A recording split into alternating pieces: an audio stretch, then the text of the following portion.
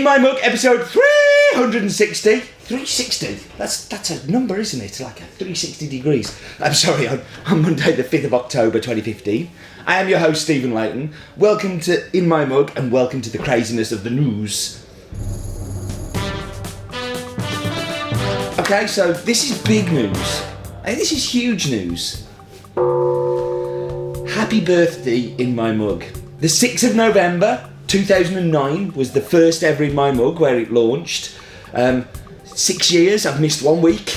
I've sat here ill. I've sat in foreign countries. I've sat in coffee shops. I've sat in all sorts of kind of places. I think I've even stood in some places. I've done them on trains. I've done them on planes. I've done them in everywhere.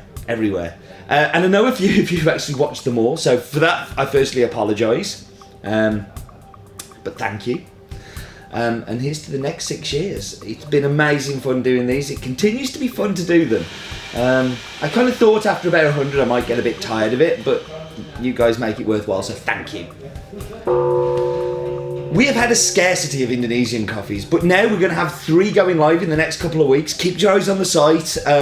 It's just been a real struggle to find really good, clean, lovely Indonesians, and we've done that, so yeah. And that was the news. So we should get to focus on, and this week I'm going to focus on the Kenya coffee auction system.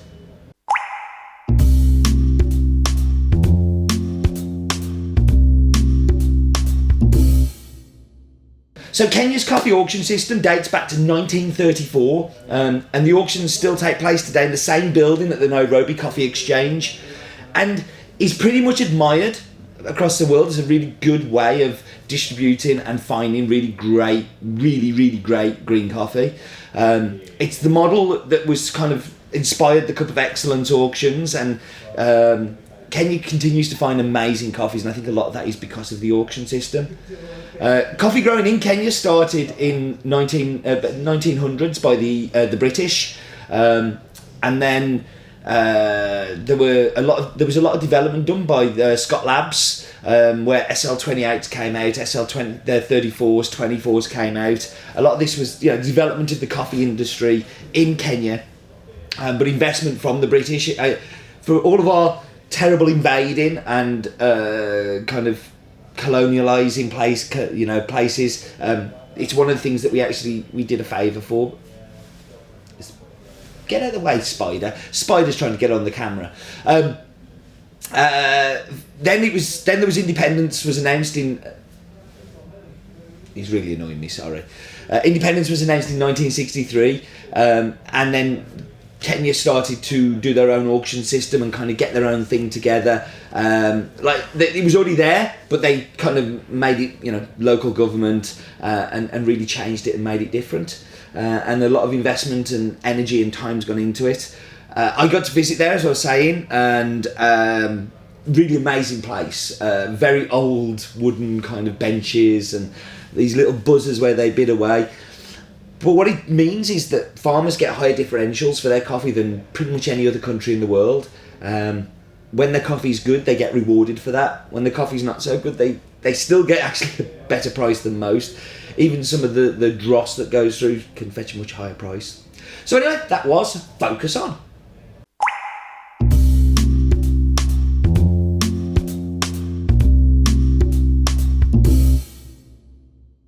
So you may have guessed this week's coffee comes from Kenya, and it comes from the Kieni wet mill, which is located in Nyeri, in the central highlands of Kenya, has an altitude of 1,700 metres above sea level, and is run by the Magaga Farmers Cooperative Society. Nyeri County lies between the eastern base of the Aberdare mountain range, which forms part of the eastern end of the Great Rift Valley, and the western slopes of Mount Kenya. Nyeri town, which is somewhere that I've stopped. I actually stopped in the famous Treetops Hotel, which is a rustic treehouse hotel. Very, very famous, and mainly so because our Queen, God bless her and all who sail in her, went into the hotel as a princess and left as a queen, as her father died in 1952, I think it was, while she was at the treetops on her honeymoon.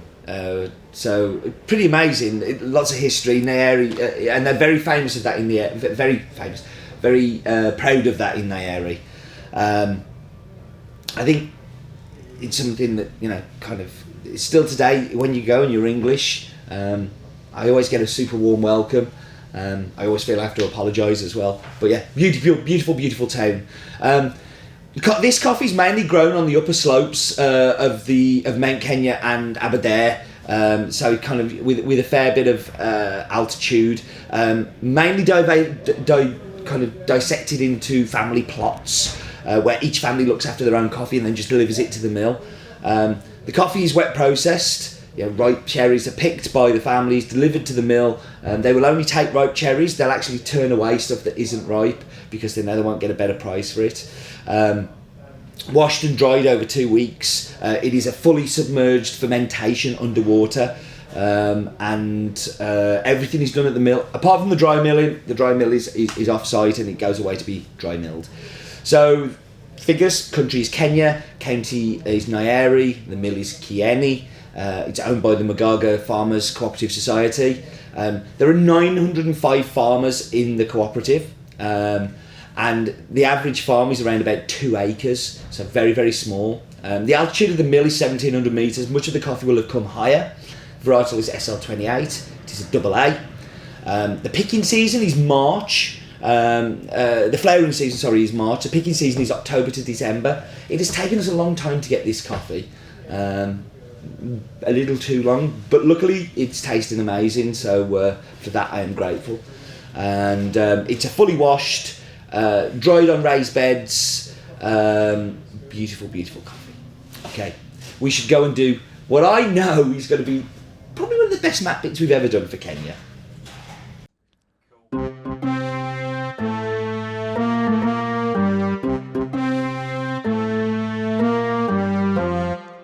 So there I am, and look, I look really excited, don't I? Do you know why I'm really excited? Because we're going to Africa for a map bit, and we're going to go somewhere where we have lots and lots of detail. But there's the wonderful continent of Africa. And unlike last week when we went to Ethiopia, this time we're going to Kenya, which is just south of Ethiopia. And we're going down to the Kenya Kieni region, down. But first, before we do that, we'll have a fact. And Kenya was a British colony and was under British colonial rule between 1895 and 1963. And when you go to Kenya, there is still lots and lots of history of that. Now, the Kieni, you see the yellow bits? That's the bits they cover over the coffee when it's drying and it rains. That is they are the drying tables. You can see just to the right of that little marker there's like a pathway, and that's where the gate is. And I've got a photograph of me standing by that gate. And that's why I know so much about this washing station, is because it just have so much info, because I spent a whole day there, and I got to meet the mill manager, and I got to meet lots of the farmers delivering cherry. I even managed to bring some parchment away, so coffee that had been dried in the parchment but was still ready to seed. And I'm hoping at some point in the future we'll actually see some coffee from that seed, because we planted it in El Salvador. So that was the map bit. Told you it's going to be a good map bit, didn't I? I'm very pleased with that one. Let's hope Roland's Daft Fact is equally as good.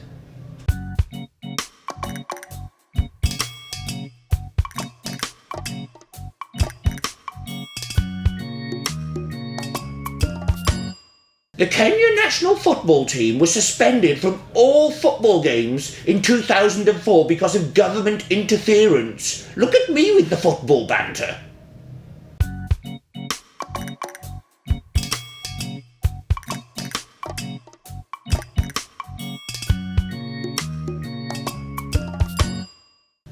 Roland doing football bants. Wow.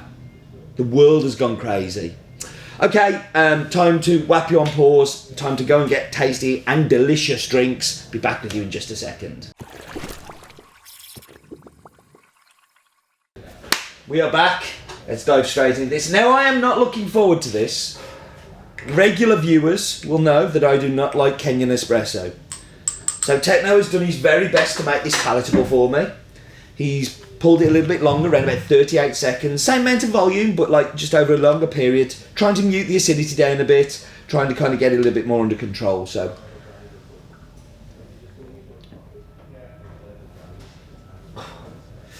and it hasn't worked. I'm very sensitive to acidity. An espresso and Kenias, for me, they clash. Now, I know some of you are going to love it, and I get a beautiful tropical fruit. And hit a pineapple in the espresso that I've not seen so much on the cupping table. But it is just all acidity. All of the creaminess is going to come in here, and in here, it's going to disappear. Because it's just acidity. You can't see past it. It really is like a brick wall. It's not my bag. It really is not my bag.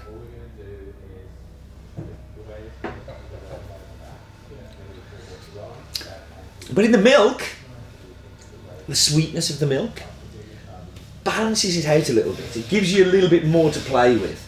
And the bite of that tropical fruit really does come through. It really does kind of like bite through it into the brood.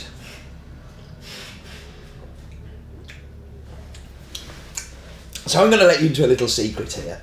I've spent all week drinking this coffee. We did a test roast last Friday, and I took it home.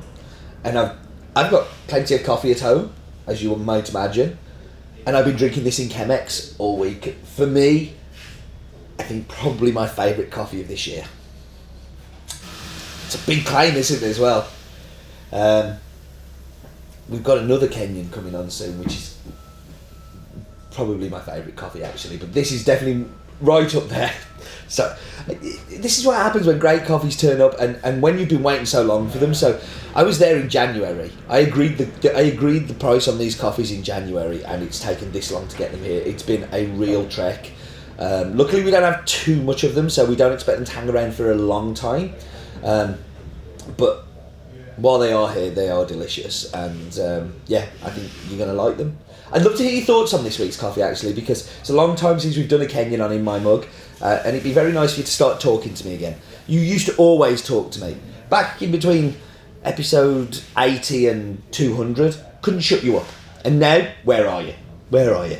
So, normal channels, Twitter, Facebook, email, brick through my window with a note tied to it. Right, I am rambling, definitely. Thank you very much for joining me, as always. And do remember, life is definitely too short for bad coffee.